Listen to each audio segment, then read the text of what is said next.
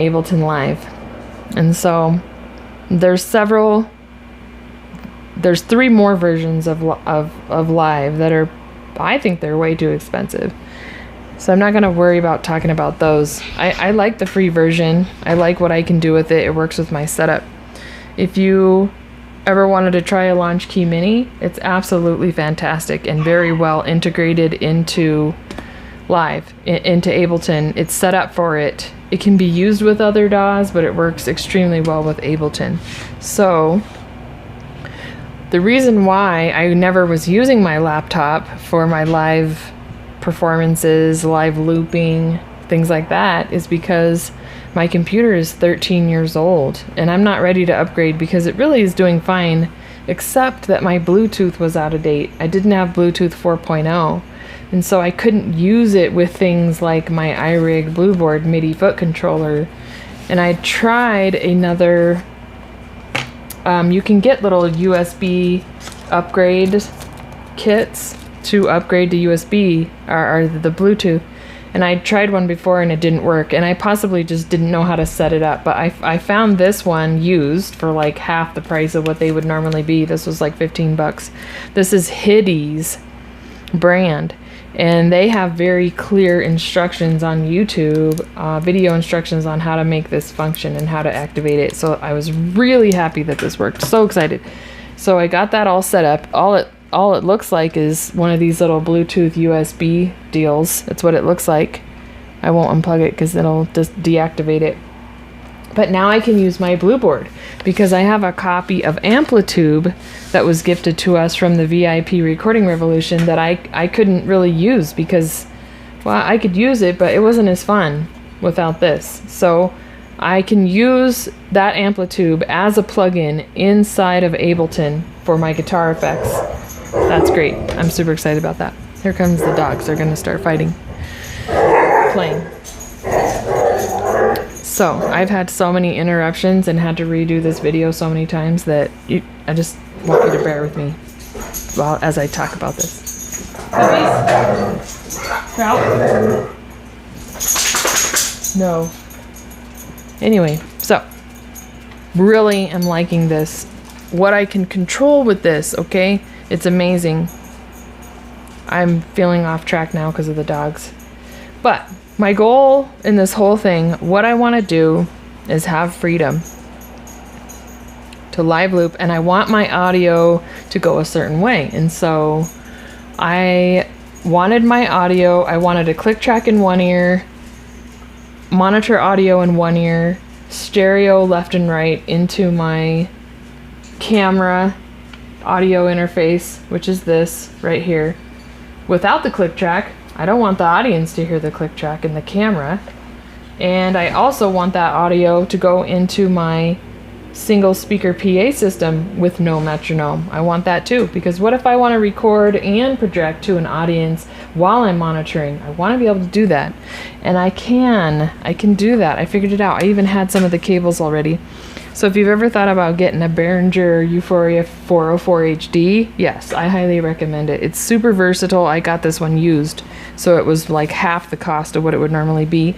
But with all these separate outs in the back, I was able to route my audio exactly the way I wanted it for streaming on video, sending it to my PA, and all that jazz. So I got these, I don't remember what these in-ear monitors are called. They're not even in-ear monitors, but they sound so good that you can use them as in-ear monitors.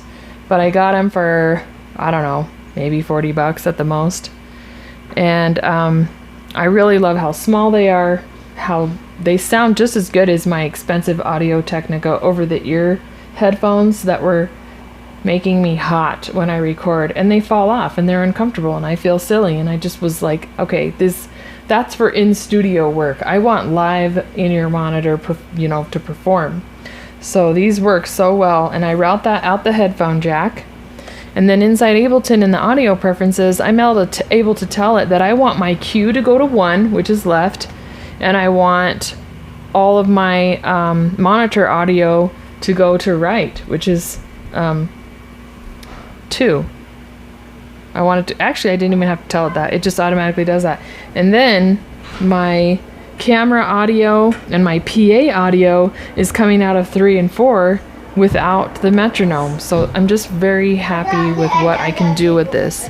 And so I highly recommend. I found some really wonderful tutorials that greatly explain how this all works and how to set it up. If you ever wanted to get one of these, you totally should.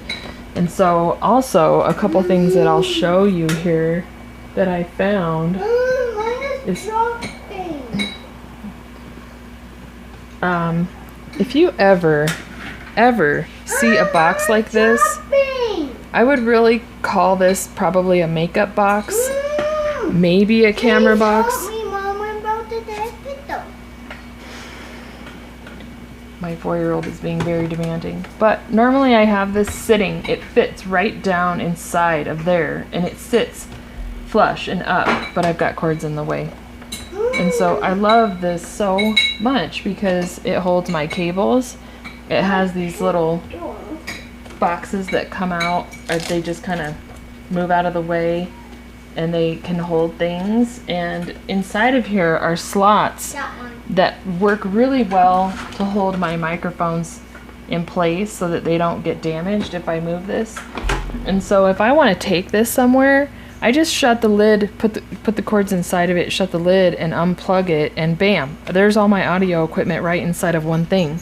So then I have my cajon, which has a case. I've showed you guys this before. My PA has its own case, which is right here.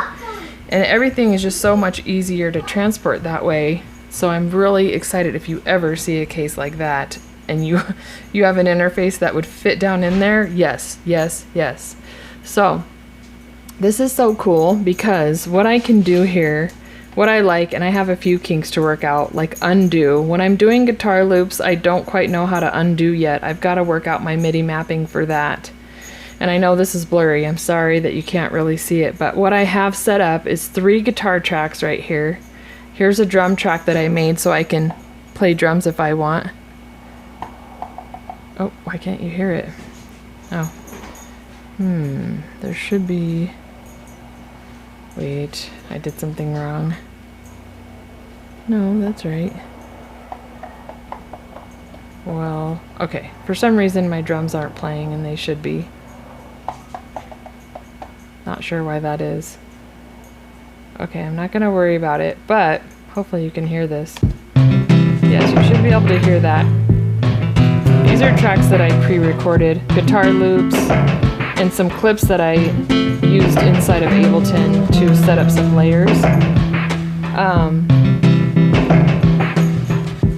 And so basically what I'm able to do is see, I can hear the click track in my ear right now, but you can't. So what I'm able to do is control my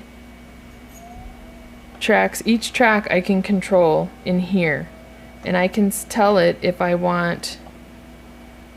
Let's see here, what is it doing? Now it's being funny with me right now for some reason. I had to unplug it earlier, so that could be why.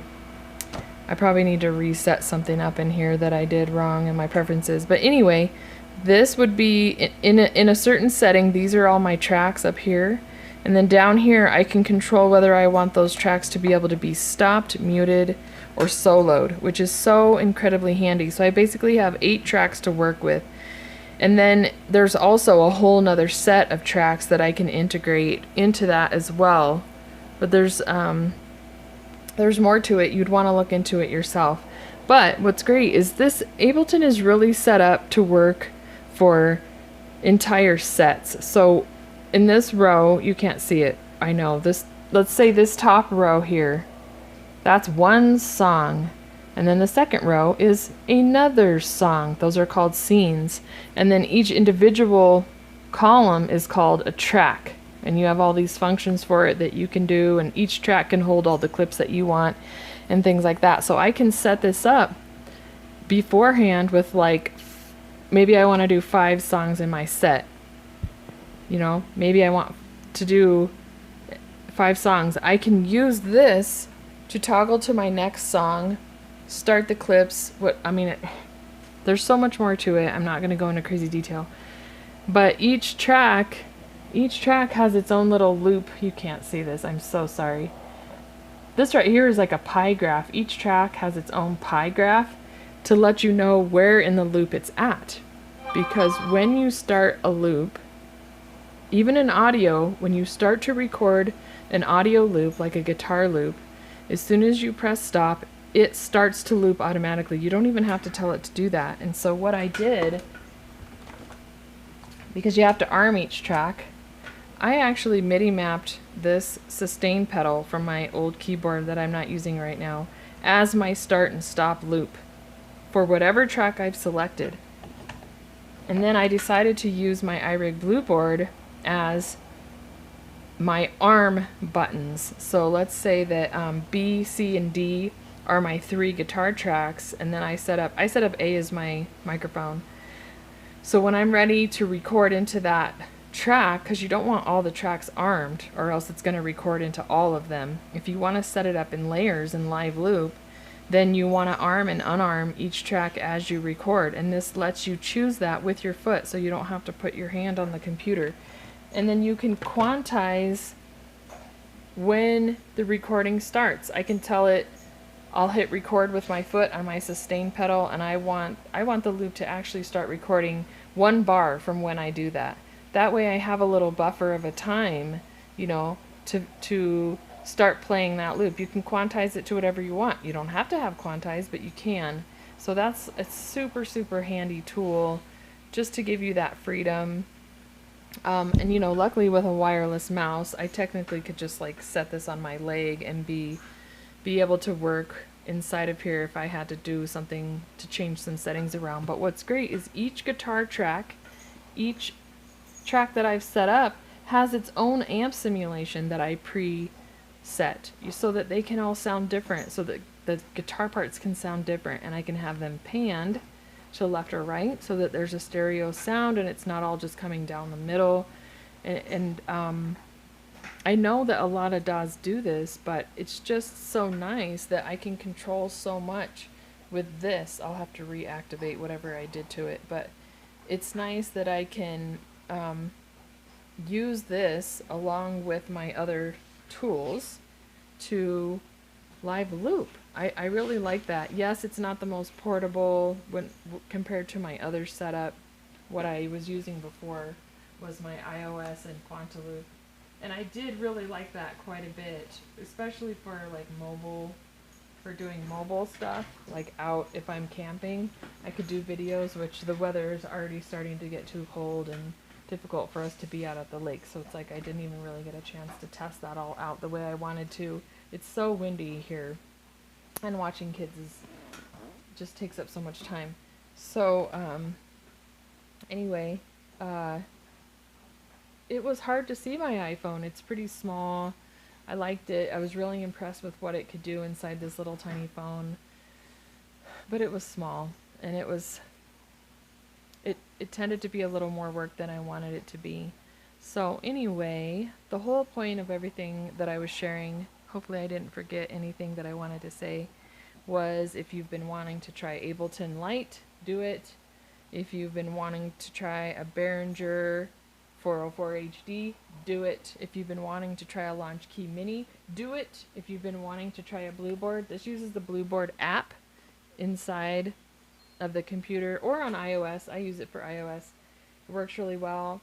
If you've been looking at a Behringer Europort rechargeable PA system, do it. If you've been looking at buying a Cajon, do it. Like, I'm just saying, like, I'm so thankful. And don't be afraid to buy used stuff. Just get it from reputable companies. Like, you know, don't buy off of eBay or something like that. Get it from like B&H video photography company. I can't remember what the full name is yet. Get stuff from them. Get stuff from Sweetwater. Get stuff from, you know, people that sell. I used Music Go Round lately. It was great. I was very happy. That was for when we raised money for a friend to get some equipment. We used a Music Go Round and got a really great deal on a really great microphone. So yes, and so I know that you guys probably might already know this, but if you might need a hub, you might need a USB hub to plug your different things in to route it all into your computer. And so yeah, if you guys have an old laptop and you need, you know, MacBook or whatever, and you need to upgrade your Bluetooth, maybe you have a completely different foot controller that isn't Bluetooth and you don't need to upgrade your Bluetooth, well, that's fine too. You can still get all this stuff to work probably with most of the gear you guys already have. So feel free to ask questions. I'd love to help you out, help you sort out stuff, share the videos that I learned from. So yeah, definitely. Thanks for watching.